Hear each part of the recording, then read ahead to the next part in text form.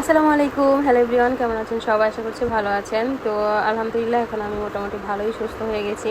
এদিকে হচ্ছে শাটার মিস্ত্রিরা শাটার লাগাইতে আসছে। আজকে হচ্ছে এই গেটটা সারাদিনের কাজই হচ্ছে এটা। সারা গেটটা হচ্ছে সিরিঞ্জ কাগজ দিয়ে ঘষে সিমেন্ট তারপর হচ্ছে যে বৃষ্টির জন্য কিছু জংও পড়ছে দেখতে পাচ্ছেন, ওইগুলো হচ্ছে পরিষ্কার করব। আর পরিষ্কার করে সব কিছু সুন্দর করে তারপর পরের দিন হচ্ছে রেড অক্সাইড রংটা লাগাবো আর কি, যাতে জং না পড়ে, সাময়িক যাতে বৃষ্টির পানিতে জং না হয় তার জন্য একটা ব্যবস্থা করব আর কি।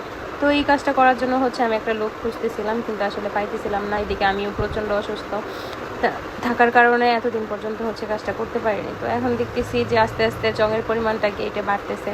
তো এটা নিয়ে আমার একটা টেনশন কাজ করতেছে মাথার মধ্যে। তার জন্য লোকজন না খুঁজে আর নিজেই কাজে লেগে পড়লাম আর কি। নিজের কাজ আসলে নিজে করতে লজ্জা নাই, আমার নিজের কাজ নিজে করতে ভালোই লাগে। তবে আমি নিজে একটু অসুস্থতার কারণে আমি হচ্ছে মানে অল্পতেই টায়ার্ড হয়ে যাইতেছি। যাই হোক, সবাই ইনশাল্লাহ, আমার প্রায় ঘষা মাজা শেষ। এরপর হচ্ছে নেক্সট মিশন হচ্ছে আমি রং নিয়ে আসবো, রং নিয়ে এসে হচ্ছে এটাতে রং করব। ধন্যবাদ সবাইকে আমার এই ভিডিওটা শেষ পর্যন্ত দেখার জন্য। আমার বাসাটা যেহেতু রাস্তার পাশে, তো অনেকেই হচ্ছে দেখে বলে যে আর কত নিজের কাজ নিজে করার চেষ্টা করবেন, একটা লুক দিয়ে করাইলেও তো পারেন। তো আসলে নিজের কাজ নিজে করাটা আমার কাছে খুবই ভালো লাগে, খুবই আনন্দের।